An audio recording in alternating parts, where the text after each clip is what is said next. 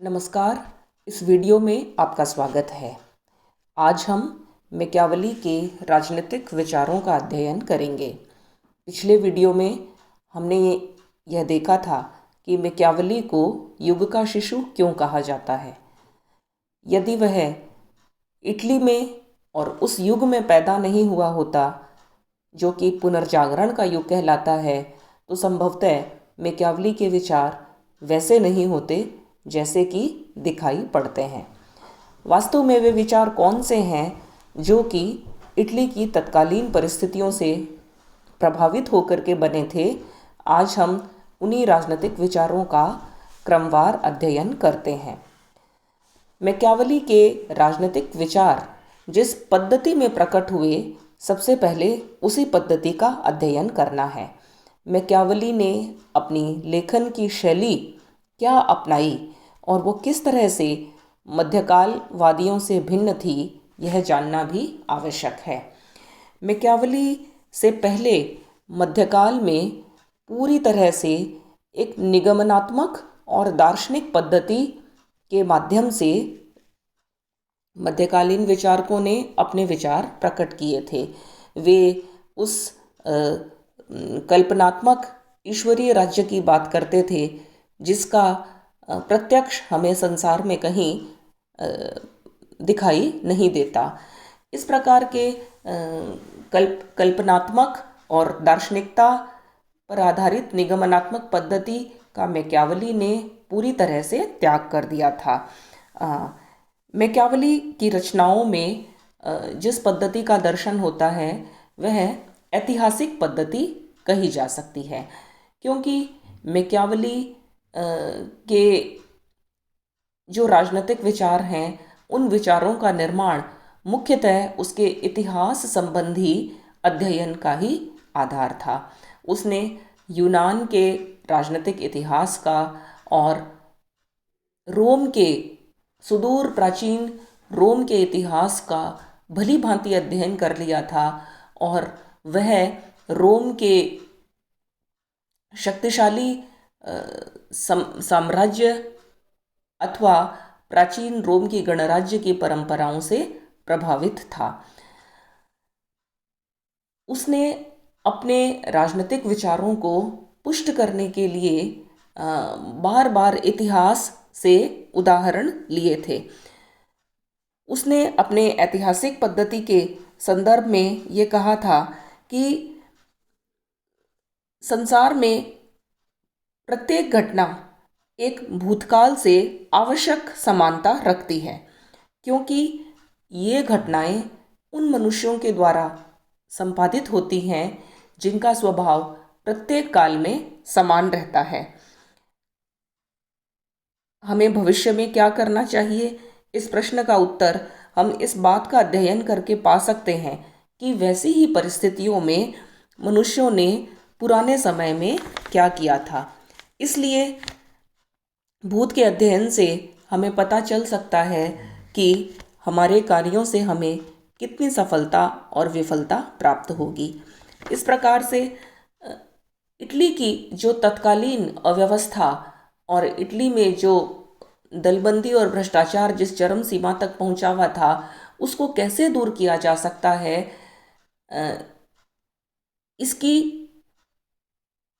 इसको दूर करने के कौन से उपाय हो सकते हैं, ये हमें हमारे भूतकाल के अध्ययन से प्राप्त हो सकते हैं। इस तरह से मैकियावेली ने इतिहास के बार बार उदाहरण देकर के अपने उन विचारों को पुष्ट किया था जिसे कि वह इटली के लिए आवश्यक मानता था।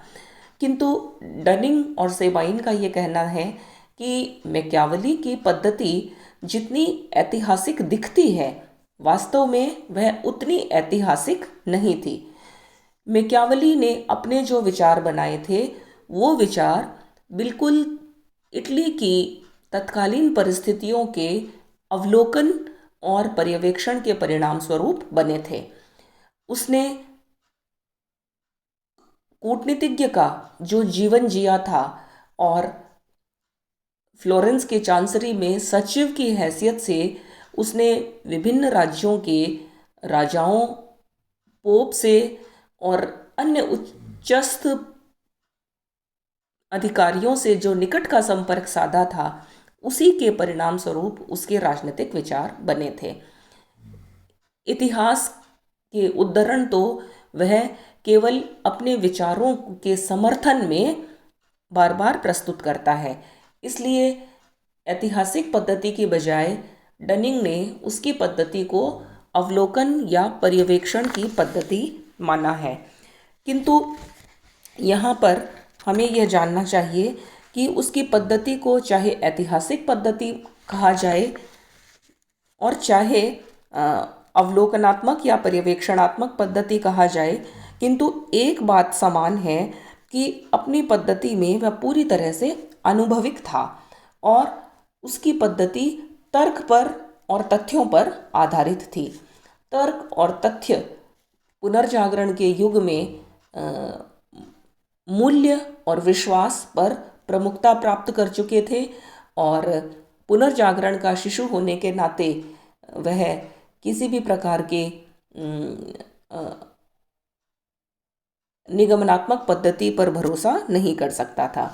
इस तरह से मैकियावेली की पद्धति की यदि बात करें संक्षेप में, तो मैकियावेली की ऐतिहासिक पद्धति थी, अनुभवात्मक पद्धति थी और अपने समय के पर्यवेक्षण और चतुराईपूर्ण अवलोकन की पद्धति थी और वह आधुनिक युग के राजनीतिक अध्ययन के लिए बिल्कुल अनुकूल पद्धति थी। दूसरा, मानव स्वभाव के बारे में उसके क्या विचार हैं। कोई भी राजनीतिक विचार का जो ढांचा खड़ा किया जाता है वो उस मनुष्य के स्वभाव के अध्ययन के आधार पर ही हो सकता है जिसके लिए ही राजनीतिक संस्थाओं का निर्माण किया जाता है। मैकियावेली ने भी अपने राजनीतिक अध्ययन से पहले अपने विचारों में यह बताया है कि वास्तव में मानव स्वभाव होता कैसा है, और मानव स्वभाव के बारे में उसके विचार निराशाजनक हैं और नकारात्मक विचार हैं। वह मनुष्य को दुर्बलता, मूर्खता और दुष्टता का मिश्रण मानता है। उसमें पशु से अधिक उत्तम प्रवृत्तियां नहीं होती हैं और वह पशु के समान ही जीवन पर्यंत व्यवहार करता है। उसमें प्रेम और भय की प्रवृत्तियां हावी रहती हैं और प्रेम के बजाय भी वह भय से ज़्यादा नियंत्रित किया जा सकता है।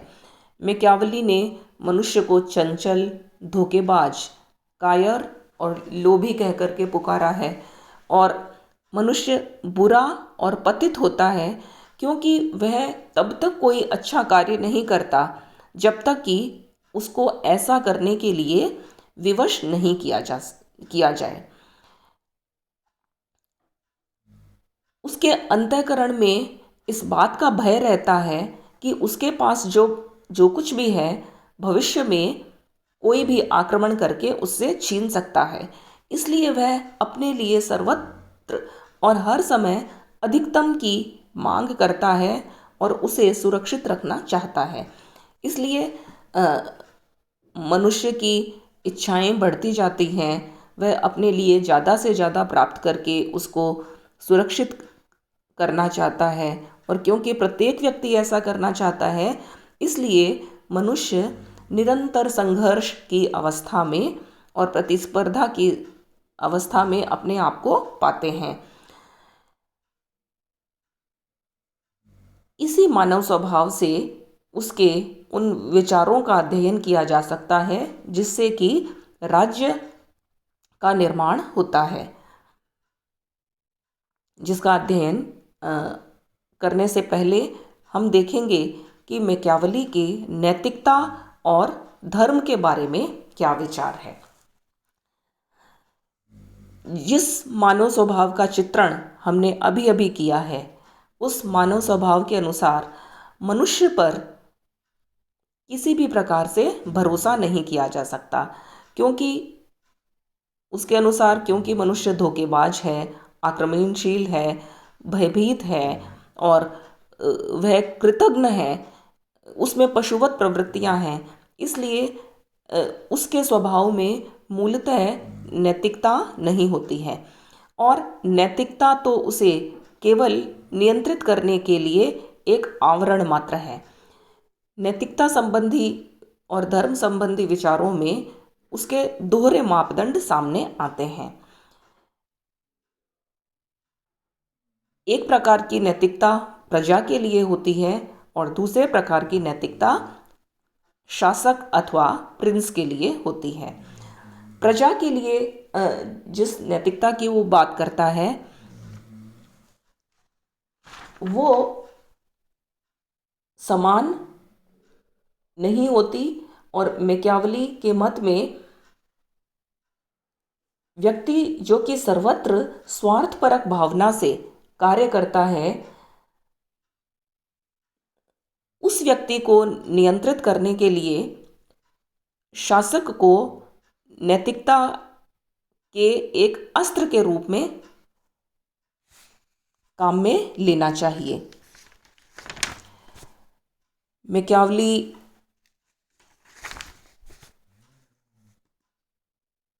राज्य को शक्तिशाली बनाने के लिए जिन साधनों का सुझाव देता है उनमें नैतिकता पर वह कोई भी ध्यान नहीं देता। वह राज्य के दृष्टिकोण से ही अपने संपूर्ण अध्ययन का मूल्यांकन करता है और परंपरागत रूप से राजनीति को नैतिकता के अनुसार चलना चाहिए या नहीं चलना चाहिए, यह प्रश्न ही उसके लिए निरर्थक है। वो ये कहता है कि राजा को तो राज्य की सुरक्षा की चिंता करनी चाहिए, साधन तो सदैव ही आदरणीय समझे जाएंगे, और जनता एक शक्तिशाली राजा की ही प्रशंसा करता है, न कि नैतिक रूप से चलने वाली राजा की, क्योंकि राज्य की सुरक्षा और कल्याण के मार्ग में नैतिक विचारों को बाधित नहीं बनना चाहिए।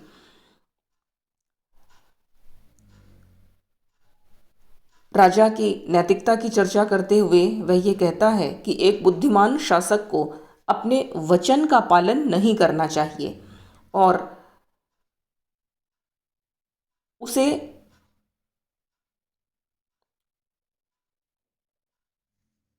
क्योंकि मनुष्य मूलतः अच्छे नहीं होते, वे बुरे होते हैं। वे तुम्हारे साथ भी अर्थात राजा के साथ भी अपने वायदे का निर्वाह नहीं करेंगे, इसलिए राजा को भी अपने वचन का पालन नहीं करना चाहिए। किंतु जहाँ तक धर्म का संबंध है, वह नैतिकता के समान ही धर्म के भी आंतरिक महत्व को स्वीकार नहीं करता, किंतु यदि जनता में धर्म भावना को स्थापित कर दिया जाए और जनता धार्मिक सिद्धांतों के अनुसार स्वयं ही आत्म अनुशासित हो जाती है, तो यह राजा के लिए शांति व्यवस्था करने के हिसाब से एक अच्छा साधन हो सकता है। इसलिए वह धर्म को केवल वहीं तक उपयुक्त समझता है जहाँ तक कि वह राज्य में शांति और व्यवस्था स्थापित करने के लिए आवश्यक है, क्योंकि कानून का आरोपण शांति और व्यवस्था स्थापित करता है, किंतु जहाँ कानून नहीं है उस स्थान पर धर्म की महत्ता को राजा को समझना चाहिए, क्योंकि धर्म मनुष्य में आत्म अनुशासन या ईश्वर के भय से कोई भी गलत काम न करने की प्रवृत्ति को बढ़ाता है। इसलिए नैतिक तथा धार्मिक भावनाओं का आदर मैकियावेली केवल उसी सीमा तक करता है जहाँ तक कि वे राज्य की नीति के महत्वपूर्ण यंत्र हों, और एक बुद्धिमान राजा को धर्म का पूरी तरह से बहिष्कार नहीं करना चाहिए। उसे ऐसा प्रकट रूप से दिखना चाहिए कि वह नैतिकता के सिद्धांतों के आधार पर शासन करता है, किंतु उसके लिए नैतिक होना आवश्यक नहीं है। इस प्रकार बाद में जो विचार हीगल के विचारों में जिस प्रकार से उत्पन्न हुआ था कि राज्य ही संपूर्ण नैतिकता का निर्माण करता है, इसलिए राज्य स्वयं नैतिकता से ऊपर है। नैतिकता के मापदंड राज्य पर लागू नहीं होते, वरन उसके राज्य की प्रजा पर ही लागू होते हैं। इसलिए राजा को यह भरसक प्रयास करना चाहिए कि उसके राज्य में प्रजा धर्म और नैतिकता संबंधी आचरण करती रहे, किंतु क्योंकि मूलतः मनुष्य बुरा है और पशु के समान है, इसलिए उसे उसके धार्मिक और नैतिक आचरण पर भरोसा किए बिना राज्य की सुरक्षा का ही सर्वप्रथम ध्यान रखना चाहिए।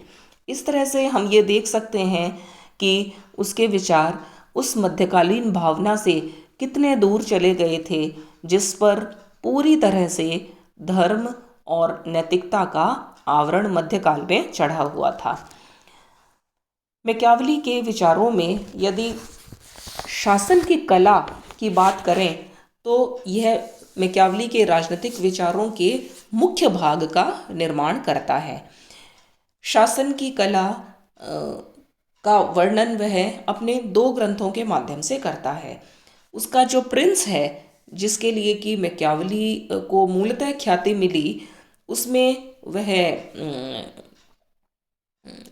राजतंत्र और उसमें भी निरंकुश राजतंत्र का समर्थन करता है, और यह एक ऐसा आपातकालीन प्रावधान की तरह इसको समझा जा सकता है कि इटली के समान जिन राज्यों में अव्यवस्था है, जिन राज्यों में अशांति है, जिसमें प्रजा में अराजकता फैली हुई है, ऐसे राज्यों के लिए एक निरंकुश राजा ही ठीक प्रकार से व्यवस्था स्थापित कर सकता है। और ऐसी पतित जनता को संचालित करने के लिए राजा को निरंकुशता पूर्वक कैसे कार्य करना चाहिए, यह प्रिंस में इसका उल्लेख है। और जिन राज्यों में जनता का चरित्र बहुत ही उत्तम है, जनता धर्म और नैतिकता के सिद्धांतों के आधार पर शांतिपूर्वक रहती है, और जिन राज्यों में जनता सुशिक्षित है और स्वयं शासन करना जानती है, ऐसे गणतंत्रों के लिए वह अलग प्रकार के प्रशासन कला की चर्चा करता है। किंतु उसके विचार जिस राजनीतिक पद्धति के लिए या उसके विचार जिस कला के लिए प्रसिद्ध हैं, वह तो प्रिंस में उल्लिखित निरंकुश शासक ही है। और इसमें वो एक के बाद एक बहुत सारे बिंदुवार वर्णन करता है कि एक निरंकुश राजा को किस प्रकार से शासन करना चाहिए। वह ये बताता है कि नए राजतंत्र को स्थापित करने में राजा को क्या करना चाहिए। उसे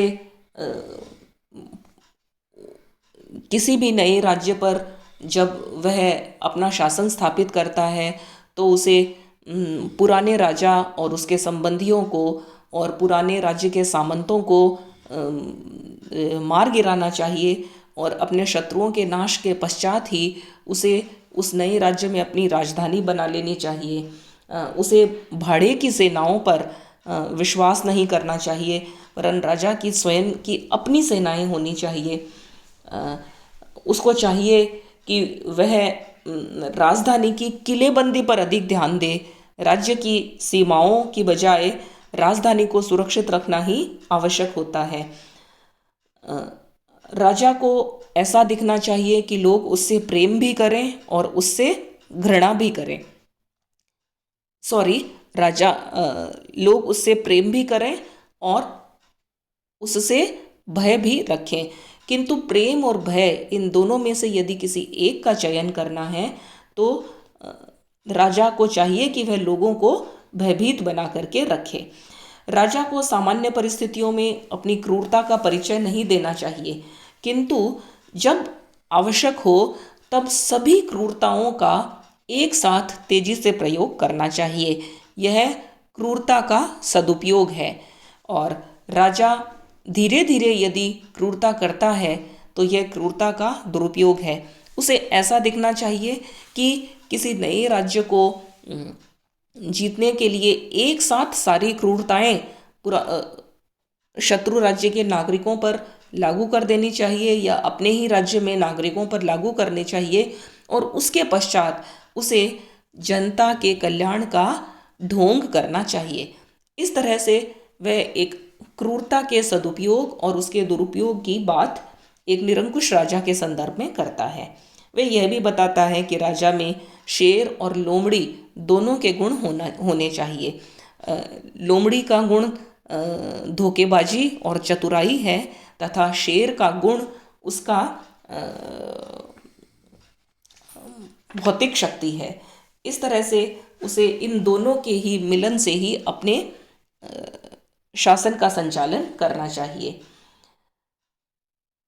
उसको लोगों को डराने के लिए निर्दयता की अतिशयोक्ति कर डालनी चाहिए, ताकि किसी भी प्रकार का जो सत्ता पलट की गुंजाइश है वो समाप्त हो जाए। वह ये कहता है कि लोग अपने पिता के हत्यारे को तो माफ कर सकते हैं, किंतु अपनी संपत्ति के नुकसान को लोग स्वीकार नहीं कर सकते। ऐसा मानव स्वभाव होता है, क्योंकि मनुष्य सुरक्षा के लिए ही राज्य की उत्पत्ति करता है।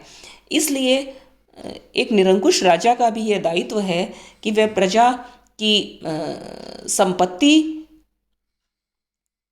का पूरी तरह से उसकी सुरक्षा का ध्यान रखे और ऐसा लगे कि उससे अधिक अच्छा राजा जनता के लिए नहीं हो सकता।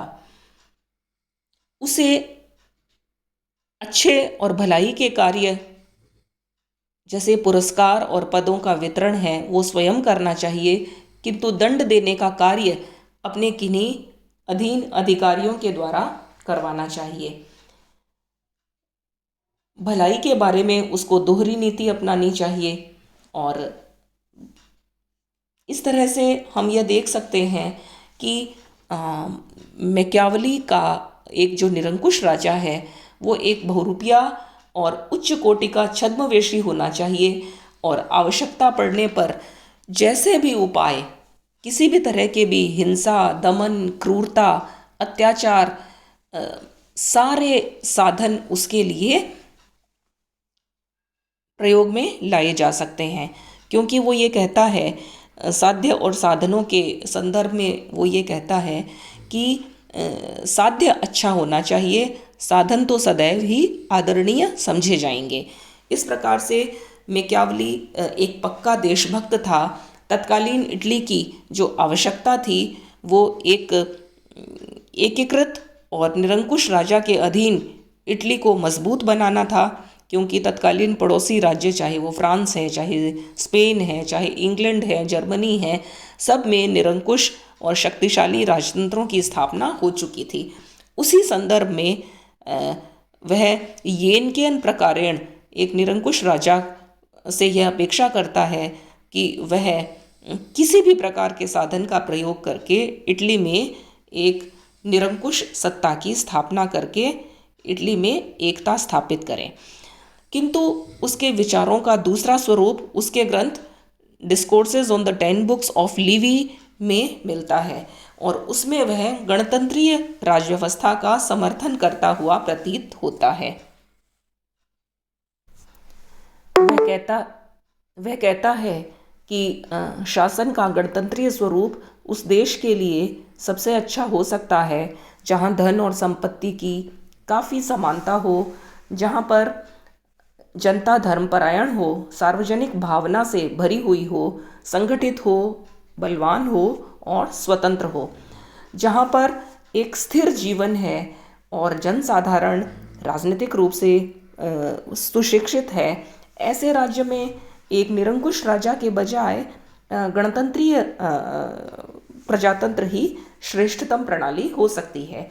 इसलिए यदि उसके प्रिंस में दिए गए विचारों का और डिस्कोर्सेज में दिए गए विचारों का यदि हम तुलनात्मक अध्ययन करें तो हम कह सकते हैं कि प्रिंस में जिस विस्तार से वह निरंकुश राजतंत्र का समर्थन करता है वह वस्तुतः केवल एक आपातकालीन व्यवस्था है, और डिस्कोर्सेज में वह जिस समृद्ध गणतंत्र की बात करता है वह वास्तव में शांति काल के लिए उपयुक्त है। और क्योंकि तत्कालीन इटली इस एक संक्रमण के दौर से गुजर रहा था, उसी के लिए उसने प्रिंस की रचना की थी। शांति काल के लिए तो वह उदारवादी और वैधानिक राज्य का ही समर्थन करता है। उदारवादी और वैधानिक राज्य का क्या तात्पर्य है? तो इसका अर्थ यह है कि वह कानून के अनुसार शासन चलाने का समर्थन करता है। मैकियावेली चाहे प्रिंस को कितनी ही निरंकुशता प्रदान क्यों न कर दे, किंतु वह कानून की उपस्थिति की महत्ता को स्वीकार करता है। और मैकियावेली ये कहता है कि चाहे राज्य के निर्माण में कितनी ही अनैतिकता या निरंकुशता हो, किंतु राज्य को चलाने के लिए तो कानूनों की ही आवश्यकता होती है, और कानून जितना ही अच्छा होगा राज्य भी वैसा ही चलेगा। कानून नागरिकों में सद्गुण भरने का भी स्रोत हो सकता है। जितने कठोर कानून बनाए जाएंगे उतनी ही सुव्यवस्था राज्य में स्थापित होगी, और अवैधानिक तरीके से किए गए कार्यों को वैधानिक बनाने के लिए भी कानूनों की आवश्यकता होती है। इसलिए वह अपने राज्य को किसी तरह से अराजक या कानूनहीन स्थिति में नहीं रखता, वरन कानून पर आधारित राज्य का ही समर्थन करता है। और इसलिए उसके विचारों में विधायक अथवा विधि निर्माता या कानून निर्माता की बहुत महत्वपूर्ण स्थिति है। वह कानून का जो निर्माता है उस विधायक को बहुत ऊंचा स्थान प्रदान करता है और बहुत बढ़ा चढ़ा करके भी उन्हें प्रस्तुत करता है, क्योंकि वह जानता है कि एक बार केवल भय और बल के आधार पर राज्य को प्राप्त किया जा सकता है, किंतु यदि राज्य में स्थायी शासन करना है तो ऐसे कानूनों के माध्यम से ही किया जा सकता है जिन्हें समाज के लिए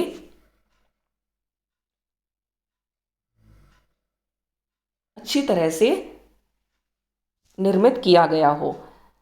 कानून निर्माता को यह ज्ञान होना चाहिए कि उसके राज्य की प्रजा का चरित्र कैसा है, और उसके अनुसार ही उसे कठोर अथवा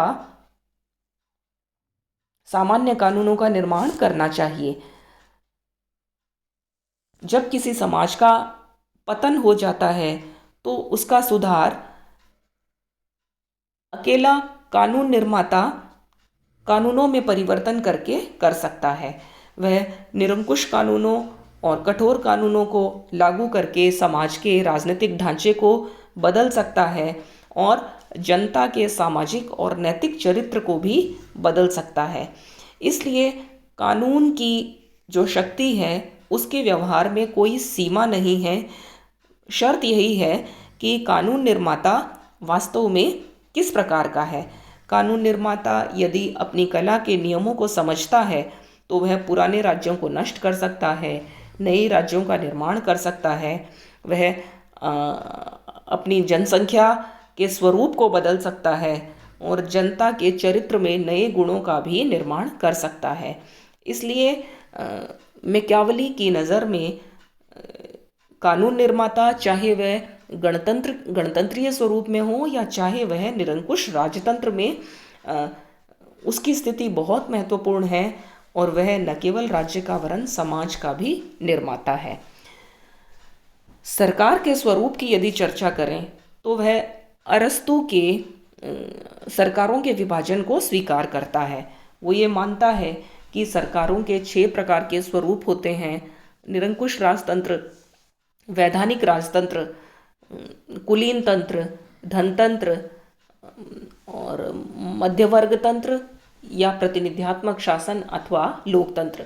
और इन सब में वह दो प्रकार के स्वरूपों को ही ठीक मानता है। उसके हिसाब से राजतंत्र, क्योंकि जिस प्रकार के मानव स्वभाव की उसने चर्चा की है, ऐसे मनुष्यों को संचालित करने के लिए राजतंत्र ही श्रेष्ठ है। और अगर जनता का चरित्र उत्तम है तो उन लोगों के लिए गणतंत्रीय व्यवस्था अच्छी है। और इस प्रकार से सैद्धांतिक रूप से वह गणतंत्रीय शासन का समर्थन करता है, किंतु व्यावहारिक जीवन को ठीक प्रकार से चलाने के लिए वह निरंकुश राजतंत्र का समर्थन करता है।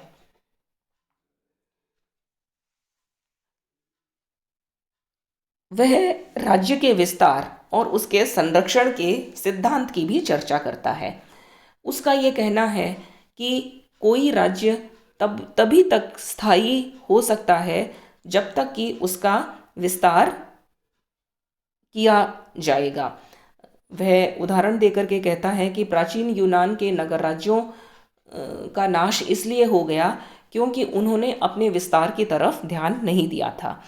और प्राचीन रोमन साम्राज्य भी हजारों सालों तक इसीलिए टिका रहा क्योंकि रोम के राजा ने निरंतर विस्तार की नीति को अपनाया था और अपने साम्राज्य का निरंतर विस्तार करता रहा।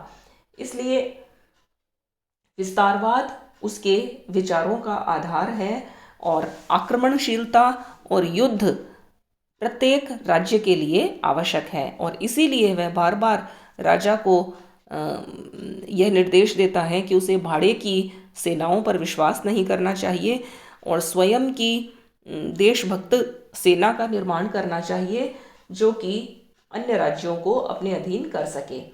वह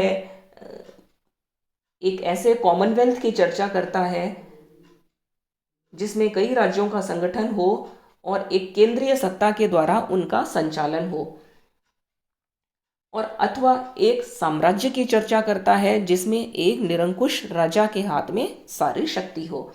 इस प्रकार से मैकियावेली के यदि विचारों का समग्र मूल्यांकन किया जाए तो हम देखते हैं कि उसके विचारों में एक प्रकार का विरोधाभास नजर आता है। एक तरफ वह शांतिकाल के लिए गणतंत्रीय व्यवस्था की चर्चा करता है, विधि निर्माता की चर्चा करता है और एक कानून के राज्य की चर्चा करता है। वहीं दूसरी तरफ यदि जिस देश की जनता अराजकता और अव्यवस्था और भ्रष्टाचार में लिप्त है, ऐसी जनता के शासन के लिए वह निरंकुश राजतंत्र का समर्थन करता है। और इस प्रकार से वह मध्यकाल से पहला विचारक है जो मध्यकाल से बहुत दूर निकल करके तर्क और तथ्य के आधार पर ही अपने राजनीतिक विचारों का निर्माण करता है। धन्यवाद।